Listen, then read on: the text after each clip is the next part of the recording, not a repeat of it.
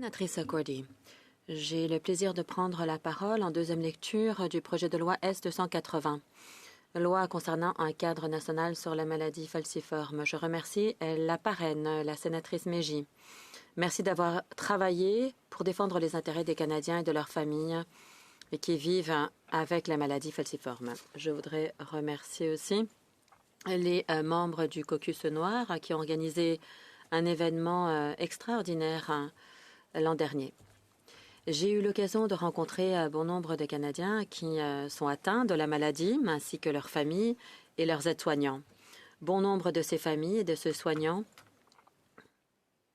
ont demandé ce qui figure dans le projet de loi. Des parents m'ont raconté leurs expériences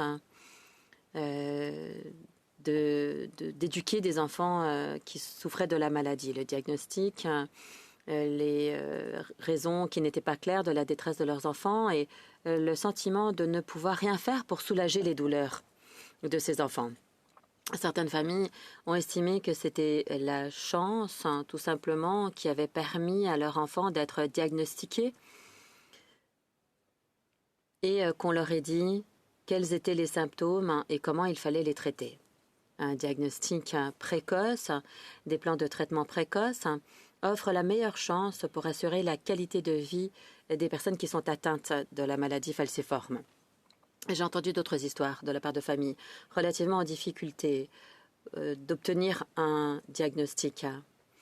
Des enfants qui entrent et qui sortent des urgences, qui ont des douleurs intenses sans qu'il n'y ait de diagnostic qui soit posé. Les médecins et les professionnels de la santé qui sont mal équipés, dans certains cas, à poser le diagnostic. Dans certains cas, quand les patients étaient adolescents, j'ai entendu des histoires où on disait qu'ils étaient tout simplement toxicomanes et qu'on n'a pas pris au sérieux leur douleur. Heureusement, les choses commencent à changer parce que de plus en plus de chercheurs fouillent cette maladie. Le manque de sensibilisation a longtemps été un obstacle au diagnostic au Canada. C'est la maladie la plus commune dans le monde, la maladie génétique. Mais c'est vrai qu'au Canada, on ne la connaissait pas très bien jusqu'à récemment. J'ai déjà raconté l'histoire selon laquelle, en 1997, Jean Augustine était la première parlementaire à soulever la question de cette maladie dans l'une ou l'autre chambre du Parlement. Le ministre de la Santé à l'époque, Alan Rock, a dit à la sénatrice qu'il ne savait pas de quoi il s'agissait. Et ça démontre à quel point on connaissait mal la maladie. Mais quelques semaines plus tard, il a dit qu'il avait reçu un briefing complet sur la maladie. Je suis ravie de constater que la sensibilisation par rapport à cette maladie a augmenté au cours des dernières années. Les associations de maladies falciformes et l'Association nationale ont fait de grands progrès pour sensibiliser les professionnels de la santé et les législateurs. Comme l'a dit la sénatrice Meji, de nombreuses provinces ont maintenant des programmes de dépistage automatique. Je suis ravie de constater que la Nouvelle-Écosse était la première ou la troisième province à pratiquer le dépistage automatique auprès des nouveau-nés, après l'Ontario et la Colombie-Britannique. Parlons maintenant du bon travail effectué par les associations de la maladie falciforme pour changer la vie de ceux qui souffrent de la maladie. J'ai eu le plaisir de travailler avec la présidente de l'Association de l'Ontario ainsi que la présidente de l'Association canadienne. Ces femmes et d'autres bénévoles ont fait un travail extraordinaire pour défendre les intérêts des patients. Vous m'avez rencontré en juin lors de l'événement organisé sur la colline du Parlement. Tous ces bénévoles ont changé du tout au tout la vie de ceux qui souffrent de l'anémie falciforme et de leurs familles. Honorables sénateurs, nous avons fait de grands progrès. Et les Canadiens connaissent mieux maintenant la maladie. Lorsque j'ai pris la parole la première fois au Sénat sur la maladie, il n'y avait que très peu de sénateurs qui en avaient entendu parler. On m'a appelé le porte-parole sympathique. Et la sénatrice Olsen, qui avait été infirmière, connaissait la maladie et a pris la parole pour soutenir le projet de loi. La sensibilisation, c'est un premier pas dans la bonne direction, mais l'heure est venue d'aller au-delà de la sensibilisation.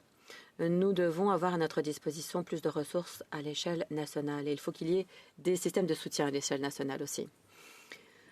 Pour l'heure, nous n'avons qu'un système de sparadrap pour diagnostiquer la maladie. Et les provinces et les territoires ont des politiques différentes. Par exemple, ce ne sont pas toutes les provinces et les territoires qui effectuent le dépistage des nouveau-nés de façon automatique. Certaines données sont passées sous silence relativement à ceux qui sont porteurs des informations génétiques. Et il est difficile d'aller de l'avant quand on n'a pas les bonnes données à sa disposition. Comme l'a dit la sénatrice Mégy, le financement de la recherche, surtout sous forme de subventions, est pratiquement inexistant pour l'anémie falciforme. J'ai eu l'occasion d'aller voir la clinique la plus grande de traitement de la maladie, située à l'hôpital général de Toronto. L'hôpital pour enfants Halifax est également un chef de file en matière de recherche et de traitement de la maladie. Il s'agit là de 2 hôpitaux qui ont un personnel extraordinaire, qui font du bon travail. Mais le problème persiste. C'est vrai que dans les grandes villes, il y a des services. Mais quand on s'écarte des zones urbaines et qu'on se retrouve dans les zones rurales, c'est à ce moment-là qu'on se rend compte que les Canadiens ont plus de problèmes. Le projet de loi S280 va permettre de mettre à terme à ces limites.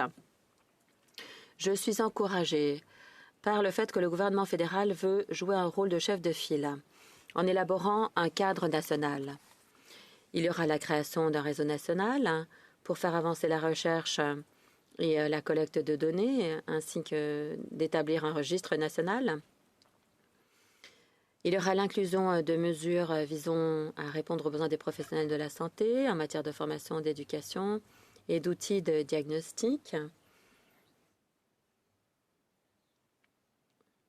pour établir des normes nationales pour le diagnostic et le traitement de la maladie falciforme.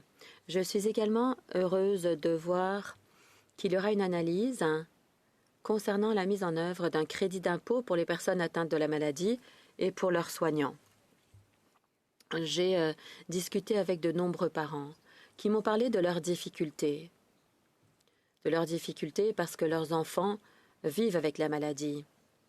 Dans certains cas, les enfants peuvent rater des mois et des mois d'école, vont et viennent à l'hôpital.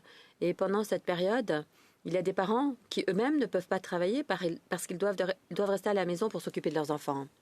Toute aide financière, comme la possibilité d'un crédit d'impôt, serait utile pour venir en aide à ces familles qui vivent des moments difficiles.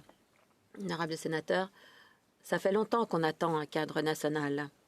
Depuis le premier discours prononcé en 1997 par l'honorable Jean Augustine, en l'autre endroit, 37 ans se sont écoulés. Je soutiens sans hésitation le projet de loi S280 pour qu'il soit envoyé en comité et j'attends avec impatience de pouvoir examiner de fond en comble le texte de loi en comité. Merci.